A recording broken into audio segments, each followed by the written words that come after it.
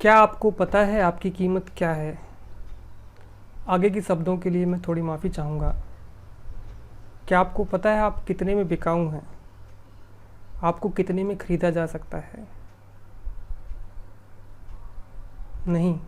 चलिए आज हम इसी टॉपिक पे बात करते हैं और आप इस वीडियो के अंत में जानेंगे कि आपकी कीमत क्या है। क्या आपने स्वयं को पहचाना है?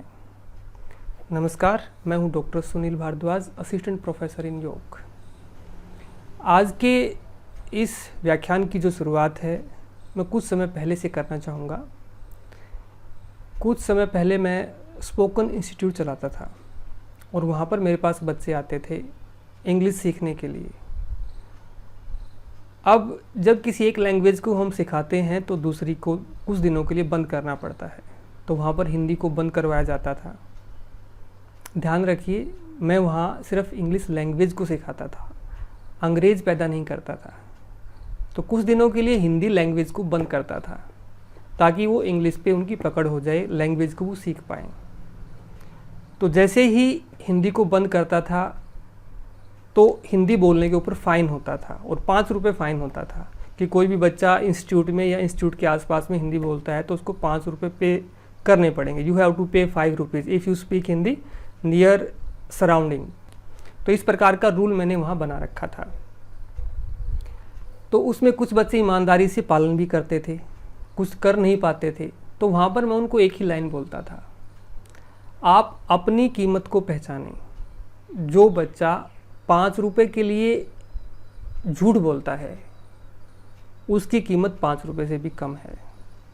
जब ये लाइन बच्चे सुनते थे कि क्या मेरी कीमत 5 रुपये से भी कम है, मैंने 5 रुपये के लिए झूठ बोल दिया जबकि मैं यहाँ हिंदी बोल रहा था और मैंने सर को कहा कि मैंने नहीं बोली, तो वो जो बच्चे हैं 1-2 दिन के बाद उनके साथ इस प्रकार से होता था कि अगर वो घर पे भी हिंदी बोली है तो बोलते sir I spoke Hindi at home, I will pay 10 rupees.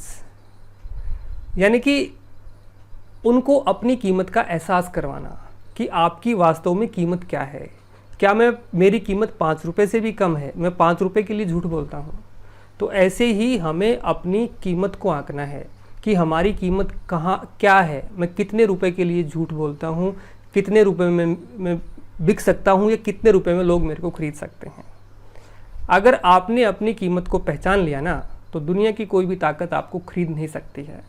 और जिन जिन व्यक्तियों ने अपनी ताकत को पहचान लिया है तो संसार आज उनके पीछे चलता है। राजा बलि का नाम आपने सभी ने सुना होगा।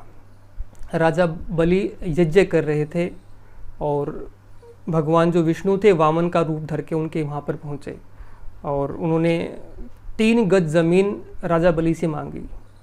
तो राजा बलि जैसे ही उनको वचन देने जा रहे थे, उनको ज़मीन देने जा रहे थे, तो जो उनके गुरु शुक्राचार्य जी थे उन्होंने मना कर दिया, भाई आप इनको मत दो, ये विष्णु भगवान है और ये वामन का रूप लेके यहाँ पे आए हैं। तो राजा बलि ने कहा नहीं, ये मेरे द्वार पे आया है, भिक्षा लेने के लिए आया है और मैं कभी भी किसी भिक्षुक को खाली हाथ नहीं लौटाता। तो ये उनके वचन थे, उनको पता होते हुए भी उन्होंने 3 गज ज़मीन उनको दी। और फिर आपको पता है कि जो वामन रूप में भगवान विष्णु आए थे उन्होंने तीनों लोगों को माप लिया था। तो अगर वो 3 गज ज़मीन नहीं देते तो क्या संसार उनको जान पाता? नहीं। वो अपने जो वचन था उन्होंने अपनी कीमत को जाना कि मेरी कीमत क्या है, मेरे वचन की कीमत क्या है। इसीलिए पूरा जो संसार है आज उनकी कीमत को जानता है, उनके वचनों की कीमत को जानता है। ऐसे ही मर्यादा पुरुषोत्तम श्री राम जी हुए हैं जिन्होंने पिताजी के वचन को रखने के लिए 14 वर्ष का वनवास स्वीकार किया और उन्होंने अपनी मर्यादा का पालन किया। इसीलिए पूरा संसार आज उनको पूजता है। श्री लाल बहादुर शास्त्री, भारत के दूसरे प्रधानमंत्री, अपनी ईमानदारी के लिए प्रसिद्ध हैं। ऐसी एक घटना उनके जीवन में घटी जिसके कारण से लोग उनको पूजते हैं आज। जब लाल बहादुर शास्त्री जी प्रधानमंत्री थे तो उनके बच्चों की इच्छा हुई एक बार कि लग्जरी गाड़ी में घूमा जाए। सबकी इच्छा हो सकती है, जब किसी के पिताजी प्रधानमंत्री हों तो क्यों न घूमा जाए। तो शास्त्री जी घर पे नहीं थे तो पीछे से जो बच्चों ने कहा ड्राइवर को कि हमें घुमाने ले चलो। तो बाद में जब शाम को शास्त्री जी को पता चला कि बच्चे ऐसे ऐसे घूम के आए हैं तो उन्होंने पूछा ड्राइवर से कि गाड़ी कितने किलोमीटर चली है। उन्होंने कहा कि जी इतने किलोमीटर गाड़ी चली है।